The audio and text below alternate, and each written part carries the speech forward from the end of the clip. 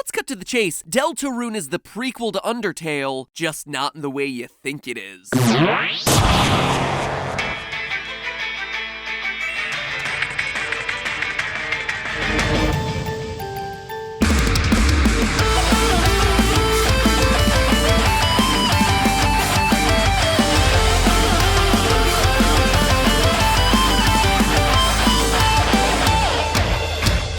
Internet, welcome to Game Theory, where if Sans is Ness, then you know Lancer is gonna be Lucas. I mean, the hair is a perfect match, and the letters in both names are identical, provided you swap out two, add one, and mix them all up. Theory confirmed. And now that we've definitely proven that connection beyond a shadow of a doubt, a few quick announcements. First, holiday theory wear is still available. So if you like soft, cozy, oversized things with hoods and in the color black, well, boy howdy, did we create something for you. Hats, coats, sweater dresses, PJ pants, check them out. Link is in the description. And if you order in the next couple weeks, you'll get it in time for Christmas. You know the drill. But don't wait too long because a lot of the items are selling out fast. In other, quite frankly, more important news, you may remember that earlier this year, we lost our longest running team member, Ronnie, to suicide. In his honor, on Monday, November 26th, we're doing a 6-hour live stream to raise money for the Brain and Behavior Research Fund, which funds scientific research that is actively looking for better treatments and potential cures for mental health issues like depression, anxiety, and bipolar disorder. It is a fantastic cause, and obviously one that hits close to home for the Theorist family, so if you have the time to join us and potentially donate, we would be so incredibly grateful. We have a ton of special guests coming from all different corners of YouTube to be a part of this thing, so it should be a long day full of a lot of fun, all for a cause that could benefit a lot of theorists out there. So please mark it down in your calendars, November 26th, starting here on the channel at noon Pacific time, running for at least 6 hours, all for an amazing cause. Alright, updates out of the way, let's figure out what's really going on in this game. In case you missed it, Deltarune came out of nowhere. One day, the Undertale Twitter account just started randomly going off about new futures and connections, and then all of a sudden, here's a link to a sketch-tastic website that totally doesn't look like it's a virus waiting to happen. But after malware checking the file twice, you load it up and lo and behold, it's all our favorite faces from 3 years ago. Alphys, Toriel, Asgore, Undyne, all on the surface. It's gotta be a continuation of Undertale, right? Well, not quite. You see, it quickly becomes apparent there's something more than a sequel here. No one knows each other. Undyne has never heard of Alphys and has both her eyes. Asgore isn't a king, he's the owner of a flower shop. Asriel isn't some twisted demigod out for revenge, but rather your brother, who's away at college. And there's no talk of surfaces and underworlds, but rather darkners and lighteners. It's like Undertale, but not quite. Everything is just a little mixed up. Just like the letters in the name. Deltarune is an anagram of Undertale. In short, it is all the same pieces, but they're all rearranged. So what's it all mean? Well, with only Chapter 1 released of a game that, according to Toby Fox, may take up to 999 years to complete, we should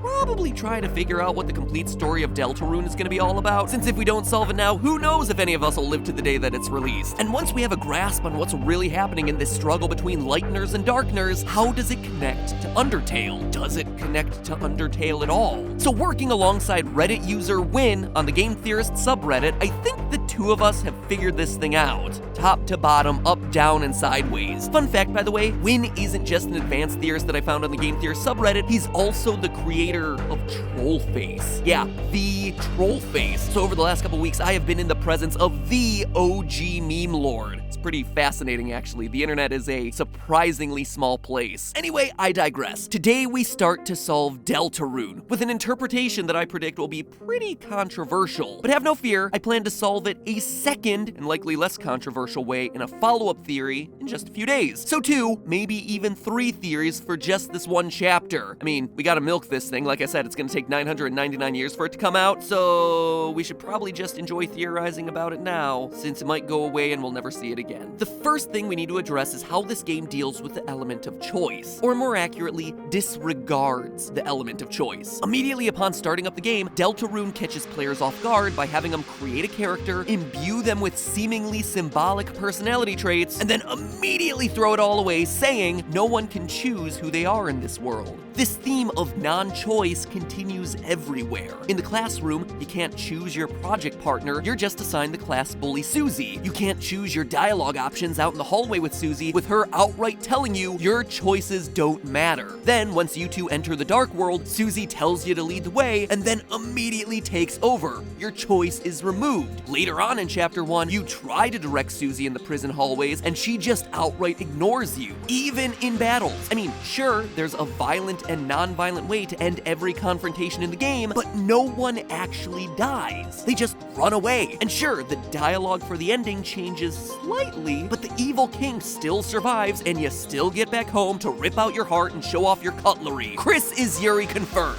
Now, this all could be a theme of the game, and probably is to a certain extent, that in life you do actually have to sometimes fight battles. I mean, even if you don't fight the king at the end of the chapter, the conversation about having to fight him still happens. But I don't really believe that's the only reason all this is in there. I think Toby Fox included this theme so strongly in Chapter 1 to set up the audience expectations for what Deltarune is. A normal game. It's a normal game. Remember, Toby Fox is coming off of Undertale, a game that was revolutionary in its gameplay, one that reinvented the way we see RPGs and violence in video games, and one that was built on the principle that every decision would affect the outcome in some way. Any project that Toby did next would have to contend with audience expectation carried over from Undertale. And by telling people out of the gates that, hey, this is a very different gameplay experience than the choice-based systems of Undertale, it helps set audience expectations accordingly. And you don't just have to take my assumptions for it. On TwitLonger, Toby did a Q&A with himself where he addressed some of the major questions he predicted people would have about Deltarune, in the typically vague way that game developers talk about their games these days. Here's a bunch of quotes from that Q&A. Will there be multiple endings? No. No matter what you do, the ending will be the same. Honestly, most games are like that, but for some reason it feels really oppressive to say here. I think that's part of the reason why the act-fight system feels so vestigial in this one, but I wanted to do it anyway because it's cool. By the way, I was really worried at first about making this. The expectations for my next work would be really high. So high that I knew that no matter what I did, I felt like people would be underwhelmed. If you played Undertale, I don't think I could make anything that makes you feel that way again. However, it's possible I can make something else. End quotes. So it feels clear, based on his own words, that while you can beat the game with a pacifist or aggressive strategy, we can't really say genocide since again, no one is truly dying, it's more because it's a cool gameplay style rather than something that's integral to the story he's looking to tell. So with that out of the way, let's get into the meat of this thing. In that same interview, Toby Fox asked and answered this question. Is this a sequel? What's going on? I'm worried if people worry too much about what it is, they might not be able to properly enjoy it.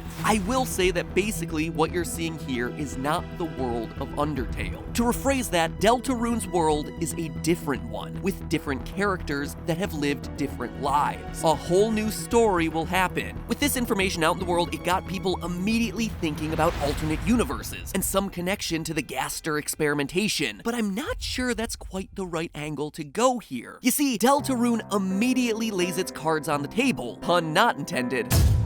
Okay, so maybe slightly intended, by revealing at the end of Chapter 1 that the main plot that we just played through was all an imaginary game. It's Alice in Wonderland, it's Dorothy in Oz, or in this case, it's Susie and Chris in an abandoned classroom filled with toys. The Darkner world, with the Mad King and his son Lancer, isn't a real place. It's an imaginary game land populated by a deck of cards, an old stuffed cat, puzzle pieces, checkers getting kinged. The game hits us over the head with this revelation like a squeaky toy mallet.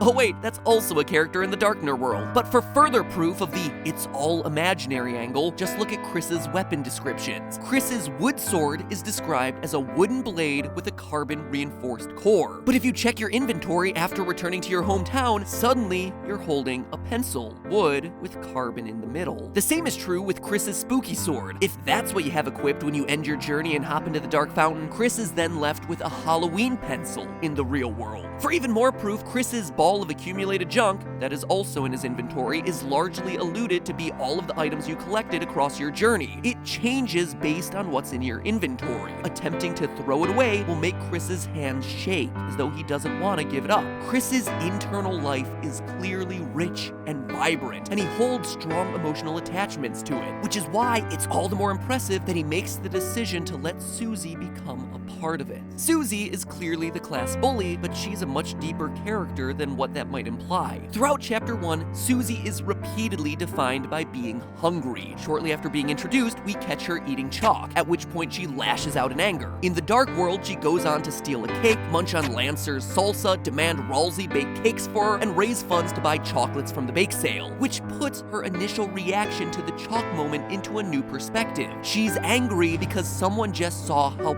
poor she is. That's why she keeps her hair long. That's why her jeans are ripped. And that's why she's so mad all the time. She is actively pushing people away from her because she's ashamed of who she is. Notice that of all the houses you can visit during the Chapter 1 epilogue, hers isn't one of them. I predict it's because the reveal of her broken home life will be saved for a future chapter. So we have ourselves the quiet, introverted Chris and the misunderstood bully Susie. Once they enter the abandoned classroom looking for chalk, Chris invites Susie into her imaginary world, acting as a dungeon master of sorts, using the items found around the room and in their pockets as items and characters and weapons. And this isn't a spur-of-the-moment adventure either. This classroom and the dark world created within it is a place where Chris has played often. It's a detail that's easy to overlook if you don't explore the rest of the school building, but we learn that Chris's mother, Toriel, is a teacher at the school, making it very possible that Chris would often play here. This was once her safe space, a place of creative freedom and happiness, a place where her and her older brother Asriel would play, at least until he left for college. Enter Ralsei, our third hero of light, and an anagram of the name Asriel. Coincidence? You know it's not. By talking to people around the town, we get a very clear picture of the Dreamer family backstory. At some point early in his life, Chris was adopted into this family, becoming the only human in a town full of monsters. Asriel, who's slightly older, is portrayed as the town's golden boy, singing in the church choir, going to dances with Caddy, picking up chicks with burger pants. The family was happy. From talking to Father Alvin at the church and the waitress at the diner, we can piece together that they used to attend church every Sunday, followed by a breakfast, at least until Toriel and Asgore got a divorce. As the waitress in the diner says, of course, things happened and then y'all stopped coming together. But every Sunday, you and your brother'd still come in. He'd order you a hot chocolate. You must really miss him. And those words couldn't be more true. In the aftermath of the family's divorce, Asriel protected Chris, served as a loving rock of stability. But then he left too. He went to college, leaving Chris absolutely alone. Remember, Chris has to be adopted. So he's been abandoned by his birth parents, abandoned by his adopted parents, and now he's abandoned by his brother. It's why, when you drink the hot chocolate, your throat gets tight. It brings back painful memories of missing him. If Susie is a bully because she's ashamed of being poor, Chris is brooding and emotionally removed from the world around her because she feels alone and betrayed. He's shut down emotionally for his own protection. And in a figurative and literal sense, he shut the door to that room where he used to play with Asriel, which is why, when it's suddenly in front of him again and he has to enter it for supplies, he's scared. That door is both literally and symbolically an entry into Chris's most private life. And this moment of him backing away is the fear of letting himself become emotionally vulnerable again, and also of letting someone else who could hurt him in again. And this isn't just speculation. Look at Ralsei. This is a character that Chris has made up as a stand-in for his brother, right? That much is pretty obvious. What isn't as obvious about this character, though, is why Chris decided to characterize his brother the way he has. Ralsei in the Dark World is young and a bit of a pushover. Chris is the leader of the group down in the Dark World, not the older brother. In fact, as Ralsei himself says, "I've been waiting alone here my whole life for you two to arrive." Ralsei has no world, no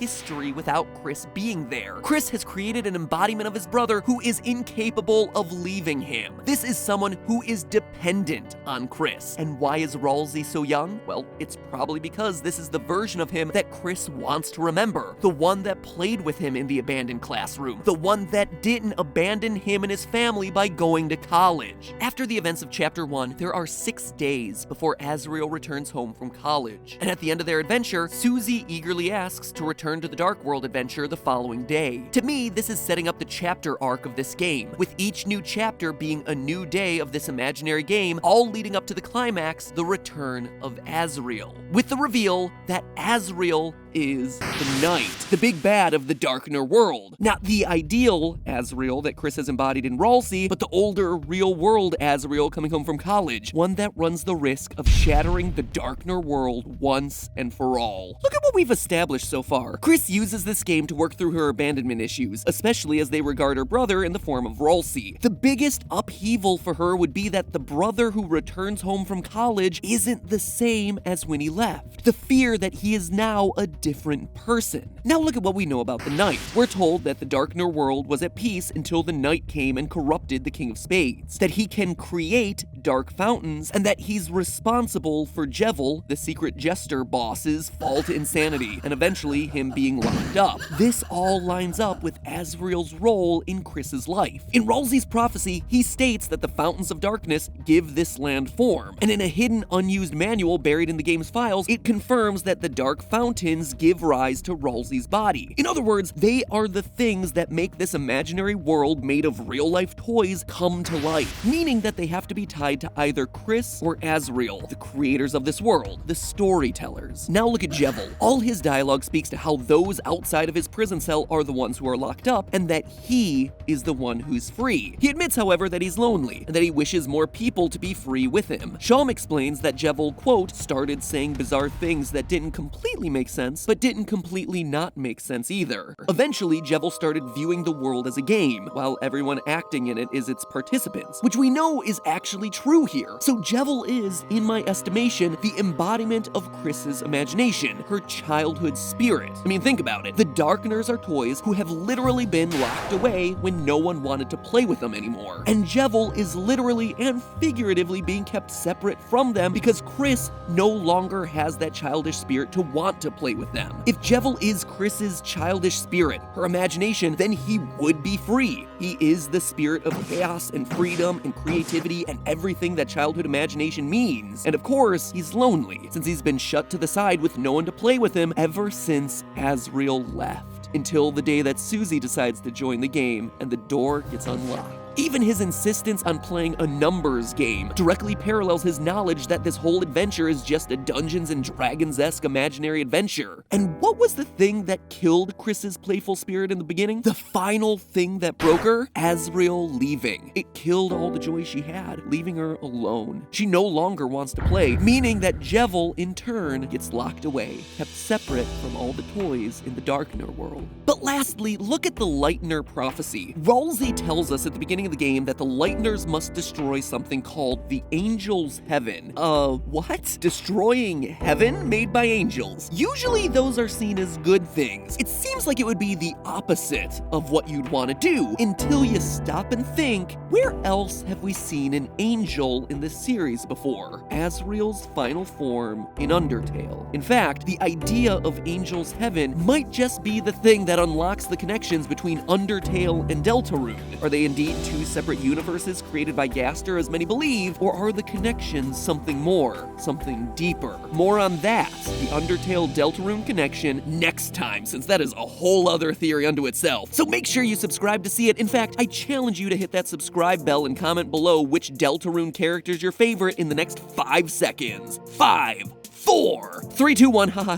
fooled you. Quick reminder, Game Theory merch is still available. Order it now and you'll get it in plenty of time for the holidays. It is the softest and warmest collection of hoodies, pajama pants, and hats that you could ask for. Link is gonna appear on screen right now. Make sure you click it before they're gone. Stuff is quickly selling out. I wanna make sure that we're not crushing anyone's holiday hoodie dreams. And finally, most importantly of all, remember, it's all just a theory. A game theory.